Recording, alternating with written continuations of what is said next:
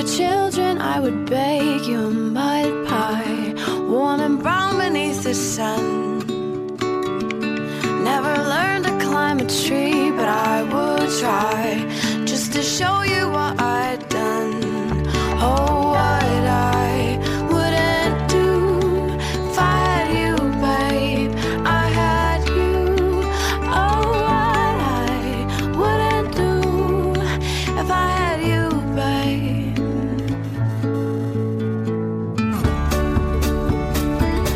If I were old, my dearest, you would be older, but I would crawl up. Llega el momento de nuestra sección de ciencia. Ya están por aquí, bueno, están por aquí. Uno está por aquí y el otro no lo veo, así que ya me imagino dónde está. Pera Estupiñán, ¿cómo estás, Pera? Muy bien, saludos. Tú eres el que está, el que no está, así que seguramente estará en Plasencia. Me imagino, Javier San Pedro, ¿cómo estás? Sí, señor, porque si hay que viajar a Marte, como veremos en este programa, conviene entrenarse aquí, primeramente.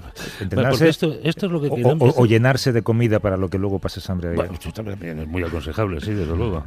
Y aquí, esto lo que queremos hacer en Marte a largo plazo es algo como el Valle del Jerte, más o menos, ¿sí? No queremos hacer Nueva York allí, queremos hacer algo como esto, que es prácticamente un entorno autosostenido. Es algo bonito, pero que no ocupe mucho espacio, ¿no? Exacto. Pera Estupiñán es químico, es bioquímico y conduce en la 2 El Cazador de Cerebros, y Javier San Pedro es doctor en genética y biología molecular, colaborador también de El País. La semana pasada, por cierto, empezábamos hablando de ese congreso pseudocientífico que se celebró en Barcelona y que el Colegio de Médicos intentó anular, pero no consiguió anular, así que se celebró y el tema ha dado mucho que hablar esta semana. Tú, de hecho, Pera, tuiteaste uno de los momentos de la conferencia en un tuit que tuvo mucha repercusión y que voy a leer. Además se ve la fotografía del tipo que está hablando y, alguien del público le pregunta, mi hija tiene cáncer de mama, ¿qué hago ahora? Y él responde, nada, ahora la terapia consiste en no hacer nada, solamente con esta toma de conciencia el pecho mejorará y así 100% curación cánceres de mama. Es que cuesta creer que esto pase, ¿no? No, y no solo, esto es un fragmento, pero si escuchas la conferencia entera, dicen bastantes barbaridades con esta concepción de que el tener conciencia de que el daño físico viene de un daño emocional. Y esto alguna vez lo hemos comentado, de que es una exageración, que hay parte de cierto, de que un bienestar emocional puede condicionar parte del sistema inmune. Y que tal. El estrés influye mucho, exacto, es verdad. Pero llevado al extremo que hacen estas personas es peligroso. Entonces, esta semana sí que ha tenido mucha repercusión, no este tuit en sí, este tuit pues ha tenido muchas visualizaciones, pero las palabras de este personaje, y creo que ya se están revisando. El CSIC ayer creo que anunció que cancelaba un acto que se había programado en una de sus instalaciones porque tenía connotaciones pseudocientíficas. Y creo que sí que al final, poco a poco, se está poniendo sobre la mesa, y lo que falta al final es una regulación que pueda establecer cuando esto es un peligro para la salud pública. Es que además esa frase concreta que retuiteaste, Pera, revela el problema en toda su magnitud, porque bueno, que la gente va a pensar cosas raras toda su vida, no vamos a lograr evitar la irracionalidad humana, pero tenemos que insistir en que no emitan el mensaje de que la gente abandone o ni siquiera se acoja a las terapias convencionales, porque ya con lo del bienestar humano ya vamos a curar el cáncer de mama de la hija, ¿no? Esto pasa de castaño oscuro. Esto ya no es un problema de creencias, sino que entra dentro del terreno del Código Penal. Bueno, claro, primero de salud pública, casi, porque lo que están diciendo... Sí, y luego cuando hay un muerto, como ocurrió hace un año o dos, no sé si os acordáis que hubo un caso de una niña, me parece, abandonó su terapia y acabó muriendo prematuramente de un cáncer por el que no tenía por qué haber muerto, o no tan pronto al menos. Ahí sí la justicia puede actuar ahora mismo, pero claro, esto es el germen, esa frase en concreto que ha tuiteado Pera, no hay que hacer nada, no, si mi hija tiene cáncer de mama no hay que hacer nada, es justo el germen de la muerte futura, ¿no? Pero además, mira, fíjate, porque esta semana ha habido dos noticias interesantes sobre cáncer, científicas de verdad, y una se hacía eco el New York Times hace unos días, donde se ve que gracias a la mejora en detección y a los mejores tratamientos, se va, desde hace ya unos años, cada vez hay menos mortalidad por cáncer. O sea, de la gente que tiene cáncer, más personas se salvan. Y la segunda noticia, que es un progreso, porque esta gente te habla de tratar, pero ¿cómo van a detectar? Siempre estamos diciendo que lo importante es la detección precoz. Y Science ha publicado esta semana un estudio con algo que se está intentando desde hace tiempo, que es que en un análisis de sangre se puedan detectar indicios de cáncer. Todavía este test tiene que pasar muchas pruebas, pero ya se ha visto que es capaz de detectar sin falsos positivos, que esto es algo importante también, 8 tipos de cánceres diferentes. Es muy importante. Recordemos que ya existe uno, que es el del antígeno PSA para el cáncer de próstata, que gracias al cual se han detectado muchos cánceres de próstata que eran indetectables por cualquier otro método. O sea que ya una de estas pruebas de sangre ya ha dado muestras de su eficacia, y si cuantas más haya, pues mejor, porque un análisis de sangre es una prueba barata, rutinaria, que todo el mundo se hace de vez en cuando, y a partir de cierta edad, yo mismo, a partir de los 50, me miro ese antígeno del cáncer de próstata, ¿no? Estoy viendo el enlace que tú pusiste al vídeo de esta conferencia, pero ha tenido más de 200.000 visualizaciones cuando tú retuiteaste, así que no quiero ni pensar las que tiene ahora. El tipo que habla es un tal Chumari Alfaro, que no sé muy bien qué cualificaciones tiene, ni nadie lo sabrá seguramente. Sí, lo sabemos. ¿Sí? Es un señor que tuvo un programa en televisión española y recomendaba beber pis. Ah, sí, para después le echaron, que, claro.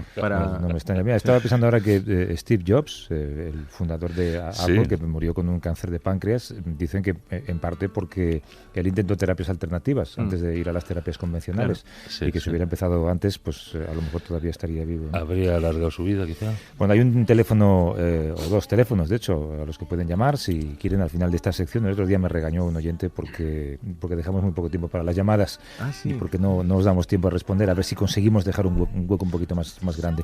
El teléfono es el 902 14 60 60, 902 14 60 60, o hay un número de WhatsApp también en el que pueden dejar una nota de voz con cualquier consulta para Pera y para Javier, o mandarnos su número de teléfono y les llamamos de vuelta. Es el 638 855 349, lo repito, 638 855 349.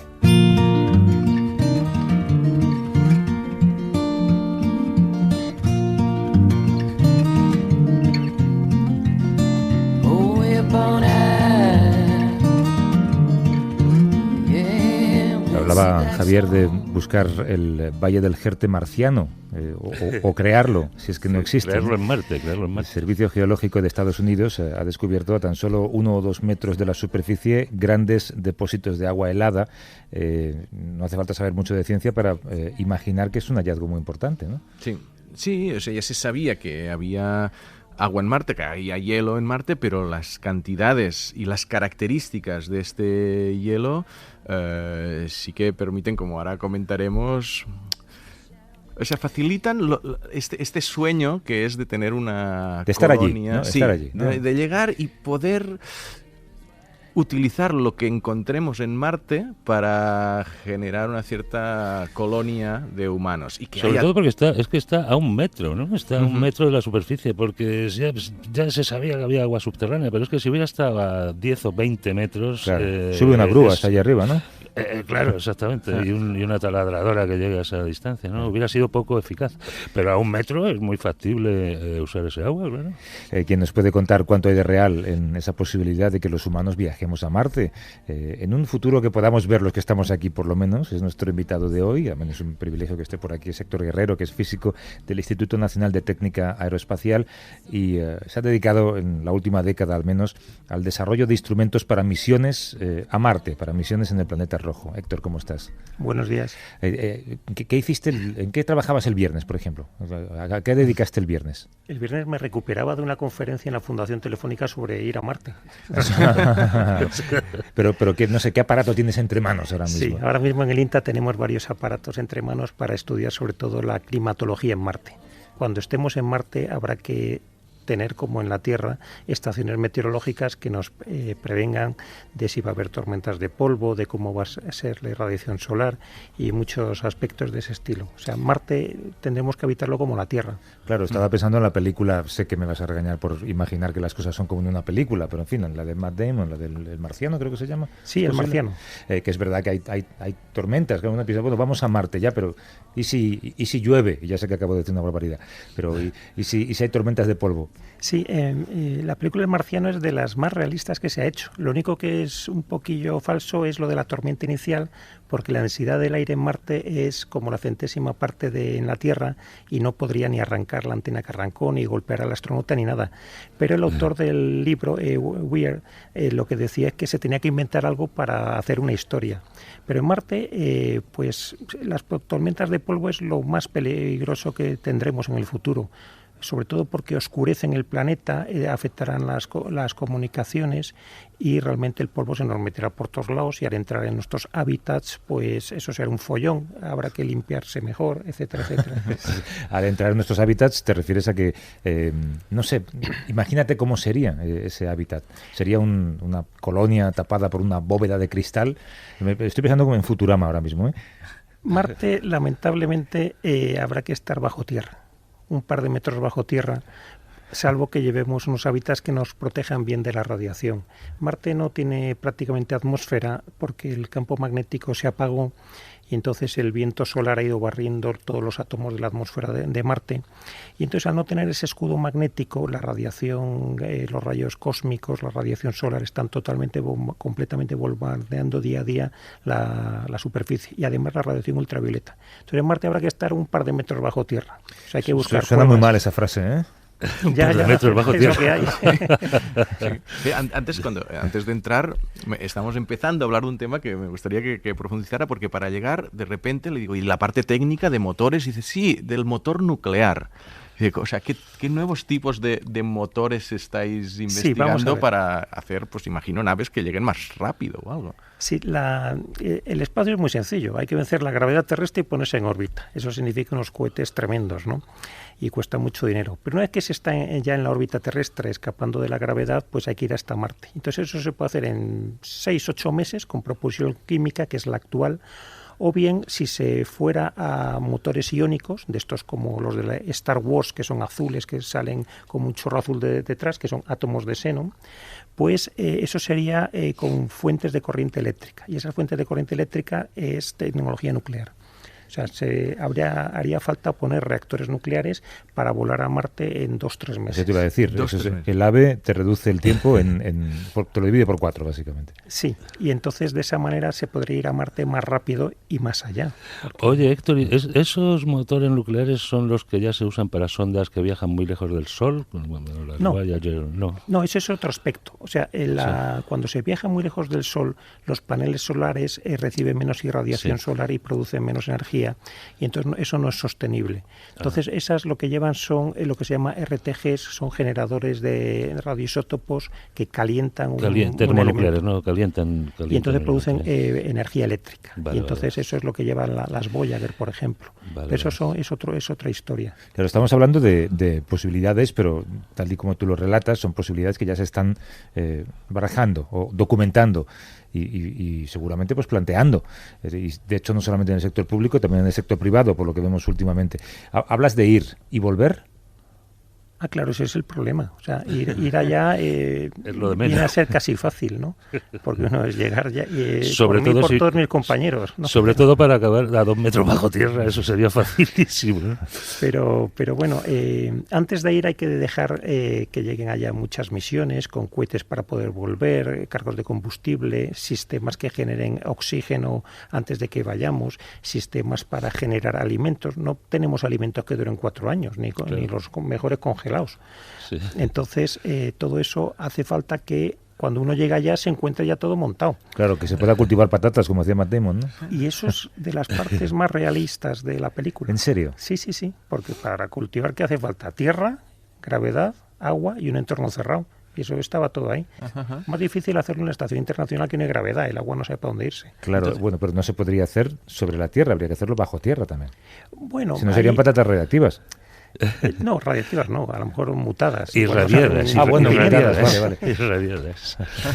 Pero entonces sería... Oye, y tienen que ser patatas necesariamente, porque yo es que la patata... De verdad, esa es tu pregunta.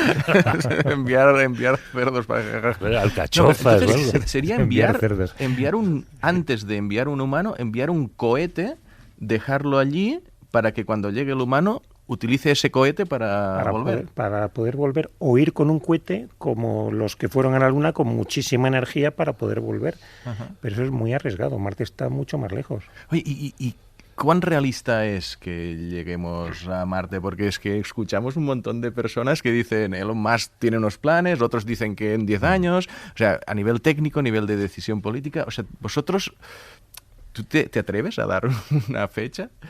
Yo me atrevo a decir que la persona que pisará Marte por primera vez ya ha nacido. Lo cual significa que en los próximos... A finales de la década 30 años, del 30. Porque con más de 30 no creo que alguien quiera ir allí. A finales de la década del 30 se llegará a Marte. Y todo dependerá mucho del acuerdo entre Estados Unidos y Rusia. Ir a Marte uno solo, yo creo que no tiene mucho sentido. Un país solo, dices, ¿no? Un país solo. Y de hecho los rusos están proponiendo desde hace muchos años montar ya una nave de propulsión nuclear en órbita, y los estadounidenses están también en la misma línea. ¿Y China no entra ahí? Es que los chinos no son los únicos que no tienen acceso a la Estación Espacial Internacional. Ah, vaya por Dios. ¿Por qué? ¿Para que no copie nada? Pues me temo que sí. Es por esto, ¿no? Realmente China está totalmente desacoplada de los planes del resto del mundo en tema espacial. Estaba pensando que dices que la persona ya ha nacido. Esa primera persona va a ir a un lugar en el que tiene que vivir a 2 metros bajo tierra, del que no sabe si va a poder volver. Yo no sé si habría que hacerle un examen de salud mental también. Claro, ese es el problema con la iniciativa de Space One, que la ha montado un empresario holandés, un científico empresario, y que ha hecho un casting a nivel mundial para al final seleccionar de varios miles de candidatos 24, ¿no? Y es lanzarlos allí y que no vuelvan. O sea, eso es incluso peor, claro, pero hay gente para todo. Que se reproduzcan allí, ¿te refieres? Haciendo un casting con gente que estaría dispuesto a ir y fallecer allí. Y a quedarse allí. El viaje de ida, nada más. Yeah. Y eso las agencias espaciales no lo pueden admitir. O sea, realmente ir a Marte, eso es un reality show, ir a Marte a morir. Eso, dará unos beneficios tremendos, pero... ¿A morir o a reproducirse allí? Bueno, la reproducción luego ya no... Yo he hablado con gente que dice que, que para reproducirse incluso prefieren llevarse animales que les darían alimentos que llevarnos a hombres, porque los hombres somos, dicen que realmente, como en el viaje a Marte se genera cáncer y ese tipo de cosas, pues sí. Para establecer colonias en Marte pues hace falta que las mujeres sean jóvenes, etcétera, pero el hombre da igual que sea muy mayor. Y entonces dicen, no, nosotros lo que llevaríamos es pues la capacidad de esa reproducción para montar las colonias, pero en vez del peso del hombre pues llevamos nuestras granjas. Claro.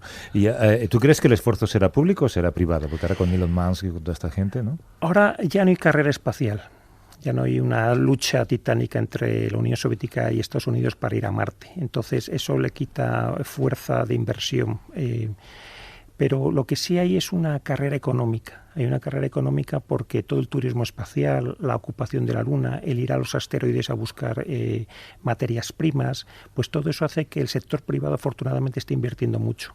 Yo creo que llegarán primero las agencias gubernamentales, pero en paralelo habrá una muy potente actividad privada.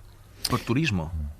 El turismo es donde empieza todo por ejemplo, con Jeff Bezos, el de Amazon, con la empresa Blue Origin, o con la empresa de Virgin Galactic, de Sir Richard Branson.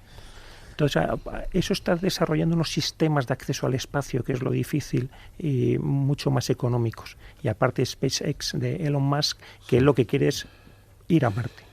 Y llevar turistas, ¿no? Sí. Bueno, quiere ir él también, ¿eh? Pero ya te digo que solamente si se puede volver, ¿eh? Sí. Estoy seguro. ¿Qué más hacéis en vuestro instituto? ¿Con qué más objetivos trabajáis, además de controlar un poco el tiempo que va a hacer en Marte? Sí, en nuestro instituto se está trabajando también. Tenemos un centro, que es el Centro de Astrobiología, que es un centro mixto entre el INTA y el CSIC, que se dedica a estudiar las posibilidades de vida en Marte, de habitabilidad. La gran pregunta, y la que el público agradece siempre, es saber si hay vida en Marte o no, cuándo se encontrará.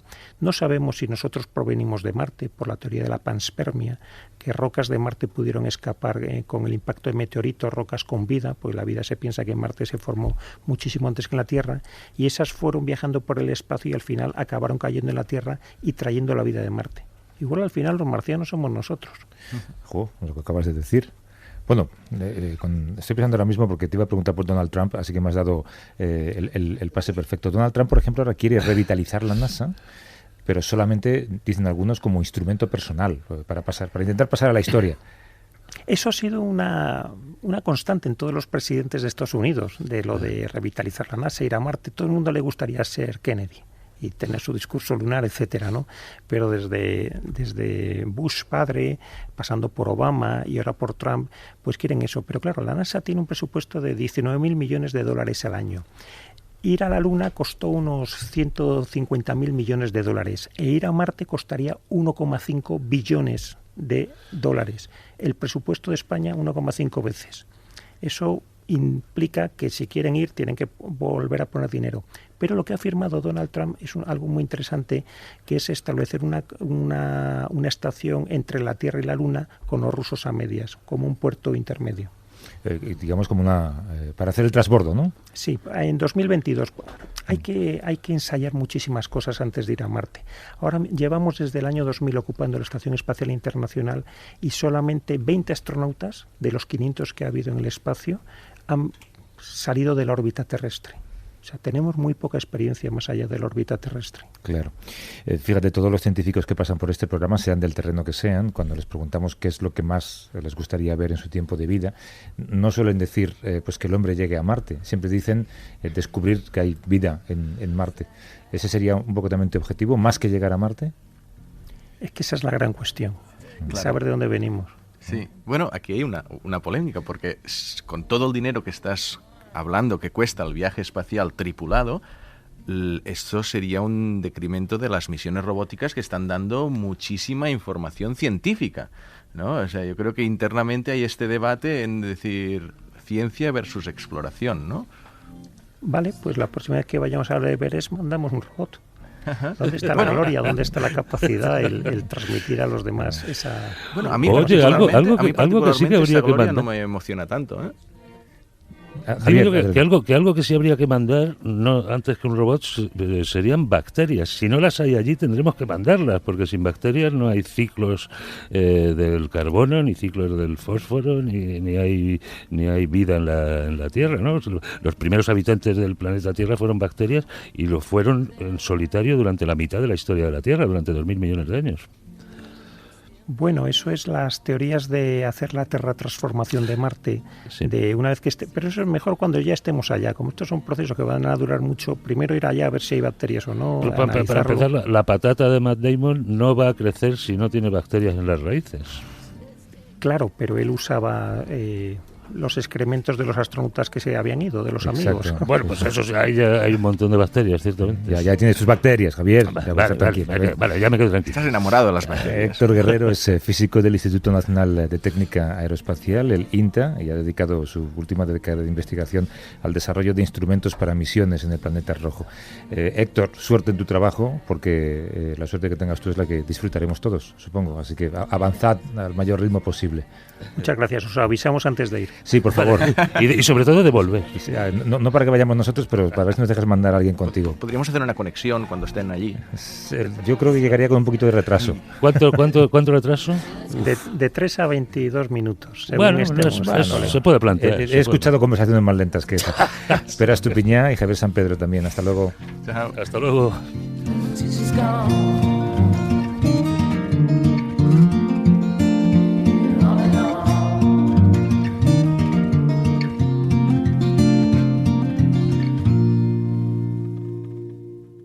A vivir que son 2 días. Javier del Pino.